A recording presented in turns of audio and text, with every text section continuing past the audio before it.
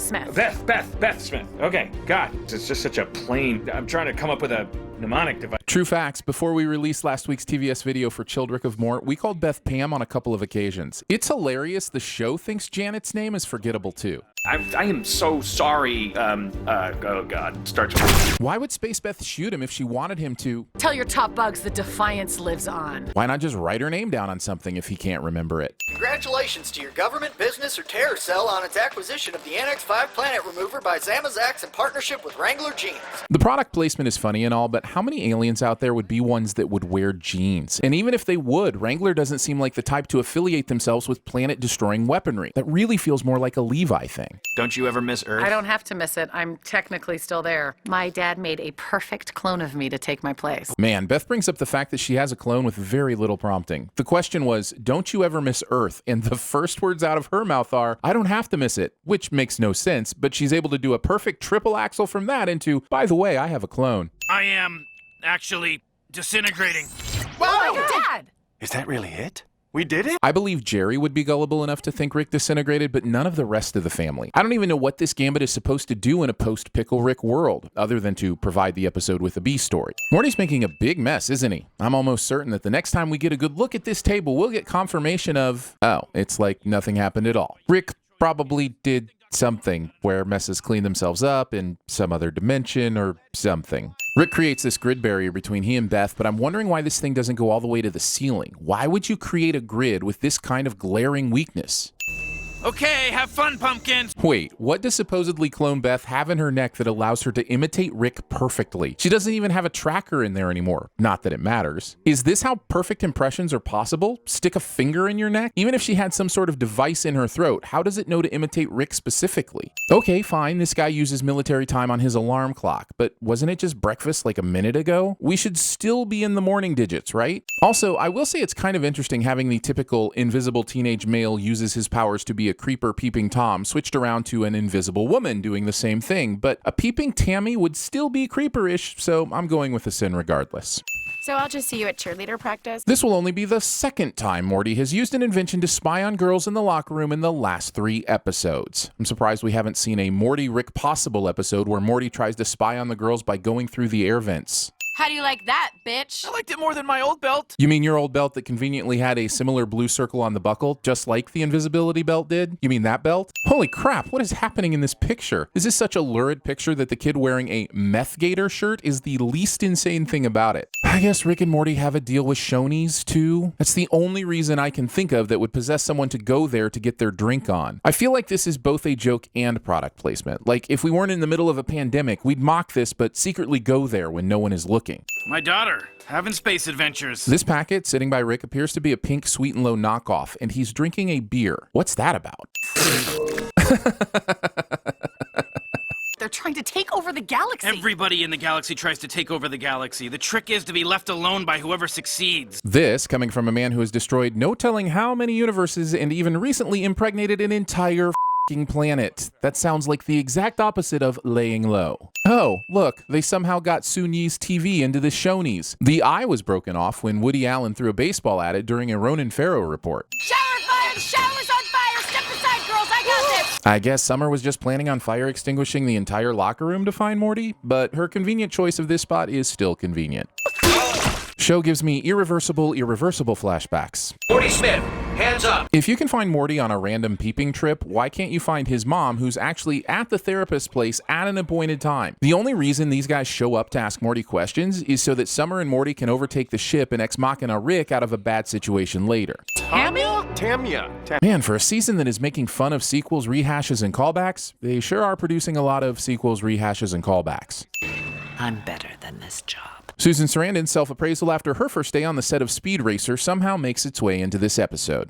And who is that? A clone? When Rick froze the Beth clone, why wasn't he able to put her in something more permanent so that this confrontation wouldn't happen? Wow, naive and attractive. Wow, jaded and hot. Clone Wars. But if you stop fighting, you both get McDonald's. How about I just blow my brains out, starting with hers? Okay, Wendy's. We love Wendy's. I think they even gave us some money. Show makes a joke about McDonald's just so they can make a joke about their Wendy's ads. It's not enough that there's a regular Wendy's commercial and a Rick and Morty Wendy's commercial during the broadcast, but yet another mention in the show itself. They know if you're left alone, you're a non-threat. What? How does that even make the least bit of sense? Once again, he has destroyed so many universes and recently impregnated a f***ing planet. It's not Citizen Kane, but why compete with whatever's going on here, you know? I'm going with Star Wars meets Starship Troopers meets My Stepmother as an Alien. What a crappy Death Star. Does it really take this long to blow up a planet? The Ghost of Alderaan is pissed. Guess the galaxy's most wanted mammal needs her daddy to come change her diaper. Come on, kids, we have to go do a piece of shit Star Wars. Which, they dropped the ball on the title of this episode. Rickturn of the Jerri? Okay, but shouldn't it have been a play on Attack of the Clones? Oh, am I not a non-threat now? I really want to know how these portals work exactly, because there was a previous episode where Morty was stuck with the gun and Rick wasn't in the same universe, and he couldn't figure out how to get it to work, which means it's not something as simple as thinking about where you want each portal to lead. So if there is some kind of coordinate code, that means Rick just opened up 9 portals to each of these space bugs positions by hitting a button on the gun a couple of times, and I'm calling glub glub on that. Looks like Summer went to the Fast and Furious Presents Hobbs and Shaw school of using a dead or unconscious body for facial recognition. As I watch Rick once again pull out a whole bunch of gadgets to get into yet another fight, I wonder why he didn't use any of this stuff when he fought that Zeus guy from Children of Mort. Yeah, maybe he agreed on a no weapons fist fight, but Rick doesn't seem like the kind of guy who cares about the rules of combat. Some of Rick's extreme body mods don't even make sense. Sure, building a panic room for your heart keeps the heart itself from puncture, but those major entry and exit arteries are all still exposed and in the same general area. Protecting the heart muscle itself after a giant drill has breached the entire chest cavity is so ineffective that it's basically the pull-out method of interior mech technology. How come some of the pants are... The NX5 can't destroy Wrangler jeans. These product placement things are amusing and tiresome at the same time. Their tire's amusing, but what I really want to know is how does one of the guys not know about the NX5's inability to destroy Wrangler jeans? Maybe we could do like a Parent Trap thing together sometime, as long as you mean the Lindsay Lohan version. Haley Mills shaming. Rick survives this. Never thought this was how I'd die. We're nowhere near Venice and you're not a dwarf in a raincoat. Don't Rick now. It fascinates me that an entire family can be this critical and suck this much. I don't even know where to go here. The Kardashians, the Vanderpumps, the Chrisleys. I feel like there's one obvious one that could trump all of these, but I'm at a loss. Let me give you some of this sweet ass. Weekend at Tammy's. Oh, come on. Phoenix Person has a super obvious on-off switch on his back. Why? Morty, look at your little balls. I know! Momentary about your own kid's balls. Also, please understand, I am super happy this scene does not contain Morty balls, but since I'm a sinner, I've got to sin. That's what I do. Also, hugging your son with his balls exposed. You jerk-offs ready to get the answers to your burning questions? Yeah, like, where is the family car? Do they park it at the end of the street now? Remember, Clone Beth is just a cartoon. Remember, Clone Beth is just a cartoon. Just where is this secret room supposed to be in the house? This secret room would be going directly into a visible part of the house somewhere.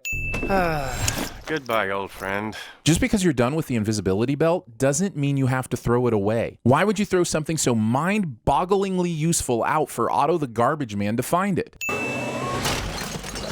But doesn't the tongue of the belt have to go into the buckle for it to work? And why would it make the entire truck disappear? Wouldn't the buckle only be around a few items of trash and it would make those disappear? If this is the way the belt works, then everything Summer and Morty touched when they were wearing it should have become invisible. Not to mention Jerry's pee. So sit yourself down at Shoney's for a classic American shrimp dinner. Did you know the CinemaSin writers have podcasts? Check out Sincast and Behind the Sins by searching for CinemaSins wherever you listen to podcasts. To catch a predator. What the hell? I'm Chris Hansen. I want my molecules back! Sources tell us these aliens, who call themselves the New Galactic Federation, will blow up the planet. And I, for one, welcome our new insect overlords. Jerry, do you agree that the use of puppets makes you seem dumb and crazy? I don't think crazy is a responsible word to you. I said I want you. You're not a clone. And who is that? John Cocktoastone. Why would you make a clone of me just to send the clone into space? Well, stop saying Hawaii in there. Father of the Year. Piss off, Ghost!